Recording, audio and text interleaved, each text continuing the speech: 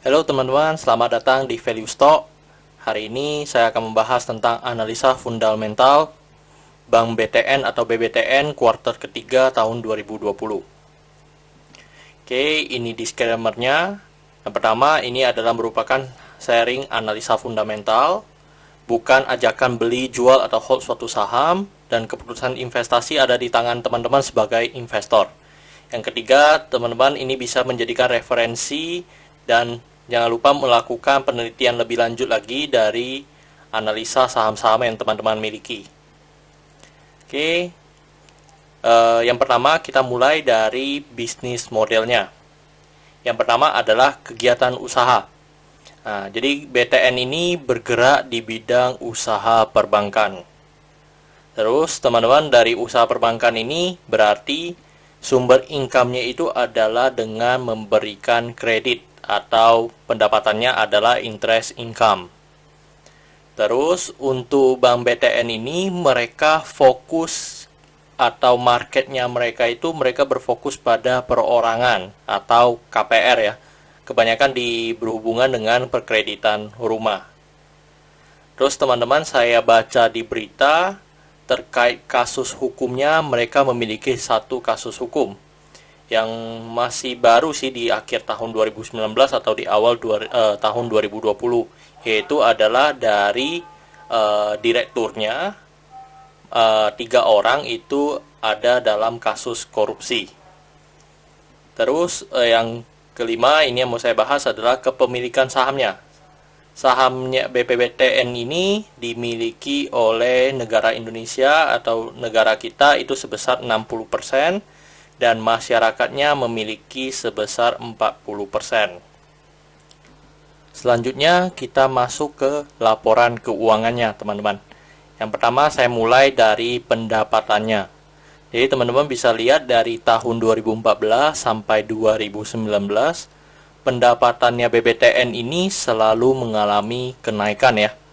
Cuman di tahun 2020 dengan prediksi dari kuartal ketiganya disetahunkan mendapat angka 24,9 juta ya.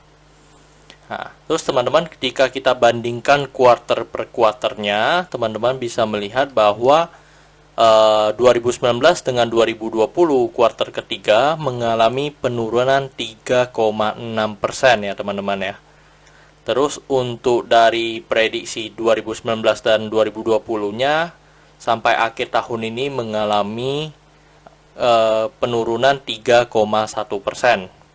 Nah, which is ini masih tergolong bagus ya teman-teman, di mana tahun 2020 ini kita semua merasakan bahwa nanti kita akan ada krisis ekonomi.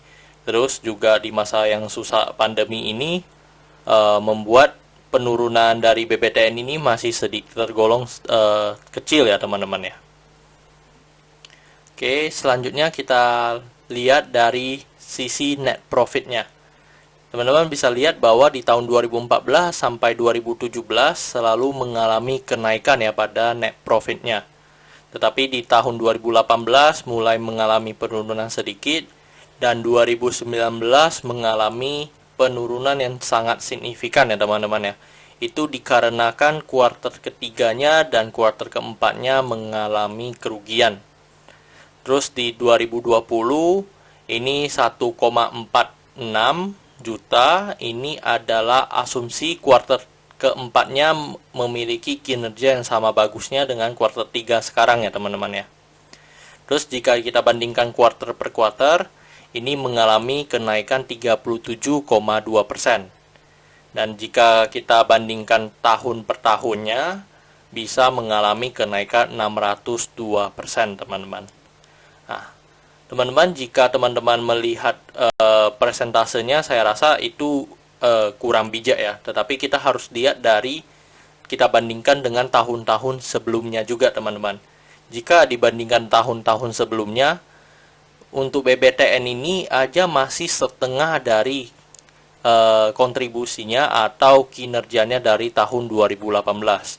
Jadi sebenarnya mungkin karena kasus korupsi yang dilakukan oleh manajemen sebelumnya, sekarang mungkin dari BUMN sedang melakukan pembenahan kembali ya teman-teman ya. Terus kita lihat lagi dari sisi asetnya. Jadi teman-teman, dari sisi asetnya cukup bagus ya teman-teman, dari 2014 sampai 2020 selalu mengalami kenaikan. Jika dibandingkan tahun 2019 dengan tahun 2020, mengalami kenaikan 14,5%.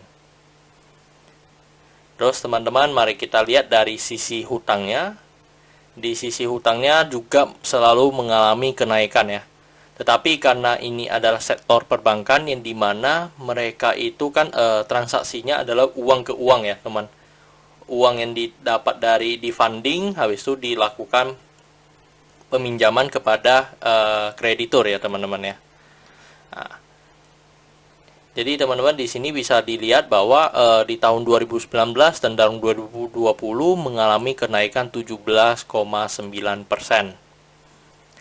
Terus untuk modalnya, modalnya tergolong kurang baik ya teman-teman ya, di mana tahun 2019 sudah mengalami penurunan cukup signifikan, hampir setengahnya. Di tahun 2020 masih mengalami penurunan 26% ya teman-teman. Terus kita masuk, ini adalah di mana sektor perbankan ada unsur-unsur yang harus kita lihat lagi. Kalau di sektor-sektor lain juga mungkin ada unsur-unsur yang perlu kita lihat. Tetapi untuk sektor perbankan kita perlu melihat MPL, CAR, sama LDR-nya. Nah, jadi pertama kita masuk dari NPL-nya. Jadi MPL itu ada standar dari Bank Indonesia, adalah bank yang dikategorikan bagus adalah memiliki MPL kurang dari 5%. Nah, teman-teman bisa melihat dari kinerja BBTN ini, bahwa kinerja BBTN ini di angka 4,56% ya untuk grossnya, jika netnya menjadi 2,26% di tahun 2020 kuartal ketiga ini. Tetapi menurut saya ini kurang baik ya teman-teman ya. Dimana kalau saya bandingkan dengan sektor perbankan yang lain, masih ada yang lebih di bawah dari 2% teman-teman. Terus untuk CAR-nya dari standar BI adalah 9%. Jadi kalau dari CAR-nya BBTN ini adalah 18,95, which is itu juga sangat bagus, dimana dia 2 kali dari standar yang ditentukan. Berikutnya adalah RDR. RDR ini adalah loan to deposit ratio teman-teman, di mana bagaimana mereka mendistribusikan kreditnya mereka. Ini kalau di tahun 2019 itu mencapai 113% teman-teman, which is itu sangat bagus. Mereka sangat memberikan pinjaman lebih banyak daripada fundingnya, daripada mereka mendapatkan dana. Itu ada bagusnya, tapi ada juga tidak bagusnya teman-teman. Bagusnya itu adalah memang menjadi sumber pendapatan bagi mereka, tetapi ini bisa mengganggu likuidasi dari perusahaan. Dan di tahun 2020 ini, di kuartal ketiga masih 93%, menurut saya di masa COVID kayak gini ya menjadi kurang baik ya teman-teman ya. Kalau di angka 80-an% mungkin akan lebih baik. Karena di masa sekarang kan banyak bisnismen, juga banyak orang lagi menahan duit nih, dimana melihat kondisi perkembangan ekonomi dulu. Karena dengan masa-masa seperti ini biasanya MPL atau non-performing loan-nya memang akan mengalami kenaikan ya teman-teman. Jadi ini adalah hal-hal yang di sektor perbankan yang perlu kita lihat. Terus ini adalah rekapan laporan keuangan tahun 2014 sampai 2020, teman-teman. Dan di sini saya akan banyak membahas tentang rasio keuangan. Yang pertama saya akan membahas dari rasio NPM atau net profit margin-nya. Jadi di tahun 2020 ini ada sebesar 5,88%, teman-teman. Dan menurut saya ini jauh ya di bawah dari kinerjanya pada tahun 2015 sampai 2018 yang di rata-rata di atas 10%, teman-teman. Jadi ini kinerjanya masih belum balik secara total ya teman-teman ya. Terus dengan masa pandemi ini ya mungkin mereka juga mengalami kesulitan ya teman-teman. Dan biasanya net profit margin ini saya menggunakan standar yang sederhana, rata-rata memang harus di atas 10% teman-teman, atau minimal 2 kali deposito. Terus selanjutnya kita lihat dari EPS-nya. EPS-nya di angka 140 teman-teman. Kalau dibandingkan dengan yang sebelum-sebelumnya juga, rata-rata pun ada di angka 180 teman-teman. Cuman di tahun 2019 ini memang di kuartal ketiga dan kuartal keempatnya mengalami kerugian ya di BBTN ini. Jadi sehingga EPS pada akhir tahunnya hanya sebesar 20. Terus untuk pernya itu ada di angka 10,22 ya teman-teman. Dan ini masih dikategorikan harga yang wajar ya teman-teman ya, di harga yang wajar. Terus untuk book value-nya itu ada di angka 1679. Sedangkan harga hari ini ada di angka 1430 ya teman-teman. Which is ini masih PBV-nya menjadi 0,85 di bawah 1. Berarti ini dapat dikategorikan saham yang masih murah ya teman-teman ya. Dan kita lihat lagi untuk DER-nya. DER-nya ini adalah hutang dibagi dengan modal teman-teman. Itu sebesar 19 kali dari modalnya BBTN ya. Dan ini untuk kinerja bank akan sangat tidak bagus ya kalau pandangan saya seorang investor, di mana karena berarti perusahaan BBTN ini sangat bergantung pada hutang untuk mendapatkan keuntungannya ya. Memang di rata-rata di sektor perbankan hutangnya rata-rata di atas 3 ya, 3 kali lebih ini. Tetapi untuk BBTN ini sampai 19 kali ini sangat, menurut saya berarti di modalnya ini sangat kecil ya teman-teman. Dan ini bisa mengganggu likuidasi dari suatu perusahaan. Terus selanjutnya kita bahas dari ROE-nya ya teman-teman. ROE-nya hanya sebesar 8,33% teman-teman. Dan ini menurut saya juga kurang baik. Kenapa? Karena di bawah dari 2 kali deposito. Terus untuk ROA-nya 0,41%.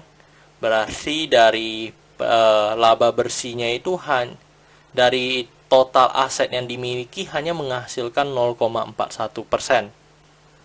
Jadi ini sangat kecil ya teman-teman ya, sangat kecil. Terus untuk dikali PBV-nya 9 ya, memang kalau dengan ilmunya Benjamin Graham ya ini termasuk kategori yang murah. Karena dari Benjamin Graham bilang minimal 22,5 ya, maksimal gitu. Terus kita lihat dari revenue dibagi dengan equity-nya. Untuk revenue dan equity-nya menghasilkan 1,42 ya, 1,42 kali. Terus untuk market cap dibagi dengan revenue di angka 0,6. Ya, ini berarti untuk harga saham BBTN ini sudah cukup mendekati ya. Jadi masih termasuk bisa dikatakan murah ya teman-teman ya. Terus ini harganya per hari ini adalah 1430. Dan dari hitungan intrinsic value dari rumusnya, itu harga BBTN itu harga wajarnya ada di sekitar 1.600 sampai 2.100 teman-teman. Berarti margin of safety-nya ada sekitar 12% sampai 46%. Oke teman-teman, ini kesimpulannya. Jadi kesimpulan ada 11 indikator ya yang biasa saya buat. Yang pertama adalah kita lihat dari produk dan jasanya. Jadi produk dan jasanya ini kita pikirkan apakah perusahaan ini bisa bertahan lebih dari 5 sampai 10 tahun, dan apakah produk atau jasanya dibutuhkan oleh orang lain atau dibutuhkan oleh konsumernya. Ya, jawaban saya adalah oke ya teman-teman ya. Karena cuman untuk BBTN ini kan masih kategori yang kecil ya teman-teman ya, dibandingkan BCA, Mandiri, dan BNI atau BBRI juga.